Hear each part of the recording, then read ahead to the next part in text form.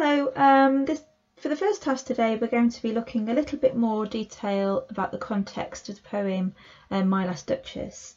I would say though that this is quite tricky what we're about to talk about, so just listen to it and see if you pick up some ideas, and if you can link some ideas to what we're about to talk about, then that would be wonderful. Otherwise the context from yesterday is absolutely fine. This is just some nice cherry on the cake information for you. So just remember that when we are talking about any of these poems in the collection, we need to really think about how they link to either power or conflict or both. And so one of the main ways that we understand power in this poem is through the idea of gender discrimination.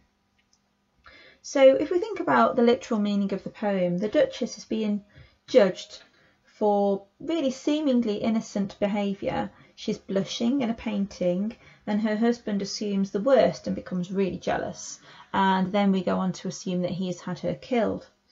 He wants to control how she behaves, and we also see that at the end of the poem through the metaphor of Neptune, and we'll talk more about that in the next video in a moment. So why might Browning really be influenced by the idea of gender discrimination? Because it does seem that the Duchess in this poem has been unfairly treated and really showed little reason to give her husband particular jealousy.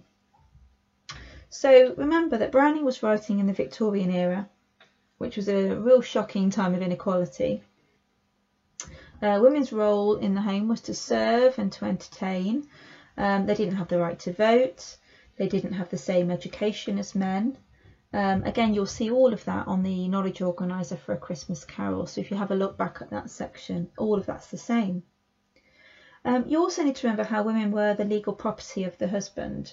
So in wealthy families in particular, the woman's family paid a dowry to the husband, and all the money the woman did have went straight to the husband and therefore didn't belong to her anymore.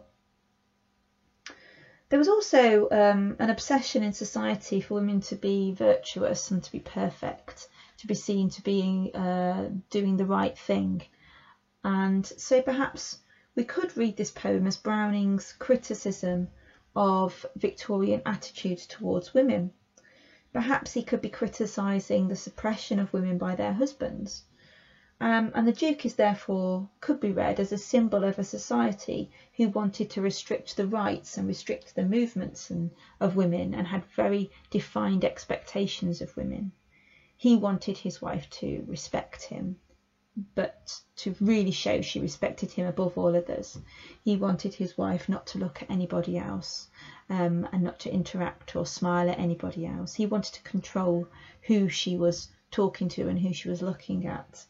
And that really is a symbol of the criticism that Browning wanted to make about how women were being treated in society as a whole.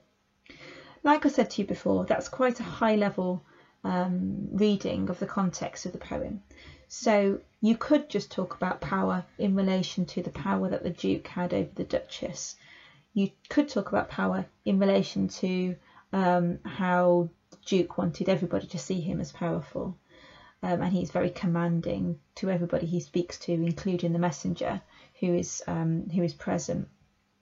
So you don't have to include this context, but it is a nice way to think about it. So have a listen, have a think about it, and make some notes and see if you can include it in any of your analysis.